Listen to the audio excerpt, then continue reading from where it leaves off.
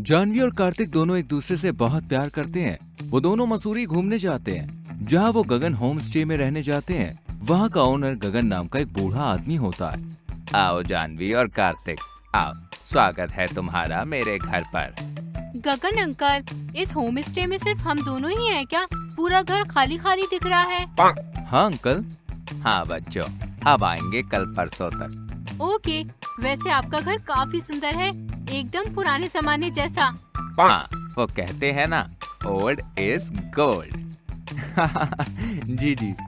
गगन उन दोनों की अच्छी मेहमान नवाजी करता है। जानवी पूरे घर में घूमती है और उसे हॉल एरिया में एक बहुत ही सुंदर सोफा दिखाई देता है। वाओ, कितना मस्त सोफा है ये, एकदम अलग ही डिजाइन है इसका। मैं तो अब जब तक यहाँ पर हूँ तब तक रोजाना इसी सोफे पर बैठकर चाय खाना सब करूँगी और मस्त टीवी देखूंगी। हाँ बेटा, ठीक है। जानवी अब दिन भर घूम कर आने के बाद उस सोफे पर ही बैठी रहती है। एक रात जब वो सोफे पर बैठकर हॉरर मूवी देख रही होती है।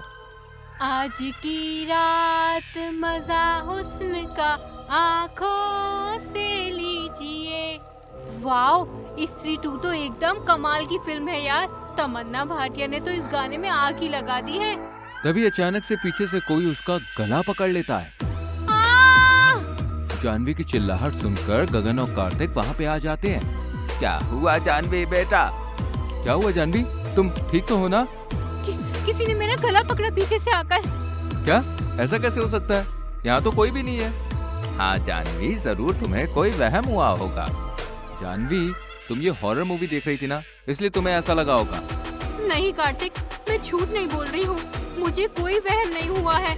सच में किसी ने मेरा गला पकड़ा। जानवी, तुम अभी ये टीवी बंद कर दो और सो जाओ बेटा। हाँ अंकल सही कह रहे हैं, चलो। लेकिन कार्तिक। गगन और कार्तिक जानवी की बातों पर इतना ध्यान नहीं देते। जानवी अब काफी ज्यादा डरी सी रहती है। रात में जब कार्तिक बाथरूम जाने के लिए उठता है, तभी वो देखता है कि सोफा अपने आप घूम रहा है। ये क्या? कार्तिक अपनी आंखें मसलता है और फिर देखने पर सोफा अपनी ही जगह होता है। अरे ये क्या?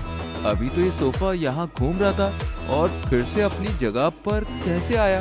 क्या हो रहा है ये? खैर, मैं नींद में हूँ इसलिए ऐसा लग रहा होगा मुझे। कार्तिक मुड़ता है, तभी उसे एक भूतिया हंसी सुनाई देती है। ये आवाज? नहीं, मुझे भी जानवी की तरह वहम हो रहा है शायद। तभी अचानक से कार्तिक देखता है कि सोफा फिर से अपने आप घूमने लगा है और कार्तिक अपने आप उस सोफे की तरफ चला जाता है। अरे ये मुझे क्या हो रहा है? मैं अपने आप कैसे जा रहा हूँ उस सोफे के पास? कार्तिक उस सोफे पर जाकर बैठ जाता है और वो अपने आप गायब हो जाता है। ये सब होते हुए जानवी देख लेती है और गगन को बताती है। बताइए ना गगन अंकल, कहाँ गायब हो गया कार्तिक? इस सोफे पर बैठकर ही गायब हुआ है वो।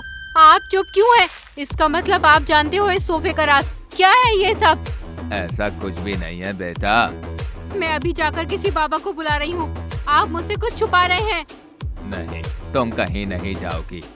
गगन जानवी को घर के बाहर लाता है और सब बताता है। जानवी बेटा, ये बात 5 साल पहले की है, जब मैं इस नए घर में शिफ्ट हुआ था। मैं फर्नीचर ले रहा था, लेकिन सोफा बहुत महंगा था, इसलिए मैंने एक पुरानी हवेली में से ये सोफा चुरा लिया ताकि मेरे पैसे बच जाएं। लेकिन उसके बाद इस सोफे से अजीबोगरीब आवाजें आने लगी और फिर एक बाबा के जरिए मुझे पता लगा कि ये सोफा एक अमीर घराने का सोफा है, जिसमें एक लड़की की जान बसती थी। वो इसे बहुत चाहती थी। उस लड़की की मृत्यु उस हवेली में हुई थी क्योंकि उसे किसी लड़के ने पसंद नहीं किया था, उसके मोटापे के कारण। उस लड़की की आत्मा इस सोफे में कैद हो गई। अब जो भी मर्द इस सोफे पर बैठता है, वो उसे अपने पास खींच लेती है अपनी भूतिया दुनिया में। क्या? तो आपने इस सोफे को बाहर क्यों नहीं फेंका? अगर मैंने ऐसा किया तो मेरी जान ले लेगी वो। इसलिए आज तक जितने भी लोग आते हैं, वो सारे मर्दों को अपने पास खींच लेती है। इसलिए मैं सोफे पर कभी बैठता नहीं हूँ। ये आपने अपने लालच के लिए बहुत गलत किया है। आपके कारण कितने मर्द उसकी कैद में हैं। मेरे दादाजी एक बहुत बड़े तांत्रिक को जानते हैं, वो इसका तोड़ जरूर ढूंढ निकालेंगे। जानवी उस तांत्रिक के पास पहुँचती है। चिंता मत करो पुत्री, तुम्हारा पति और बाकी सारे मर्द उस भूतिया सोफे से बाहर निकल जाएंगे। उसके लिए तुम्हें उस सोफे को जलाना होगा। लेकिन बाबा, उस सोफे के सामने अगर हम उसे जलाने गए तो वो अपनी भूतिया शक्तियों से हमें ही मार देगी। नहीं, वैसा कुछ नहीं होगा। ये लो, ये जल पियो। इसे पीने से तुम दोनों अदृश्य हो जाओगे। वो दोनों उस जल को पी लेते हैं। तुम अब सबको दिखाई दोगे, लेकिन उस भूतिया सोफे के अंदर बसी उस भूतिया लड़की को नहीं दिखाई दोगे। ये लो, ये तिलिस्मी मशाल है। इससे उस सोफे को जलाना। सोफे के साथ साथ उस लड़की की आत्मा भी जलकर भस्म हो जाएगी और सब ठीक हो जाएगा। आपका बहुत बहुत शुक्रिया बाबा। अंत में वो दोनों उस तिलिस्मी मशाल से भूतिया सोफे को जला देते हैं और कार्तिक के साथ साथ बाकी के मर्द भी आजाद हो जाते हैं और गगन सबसे हाथ जोड़कर माफी मांगता है।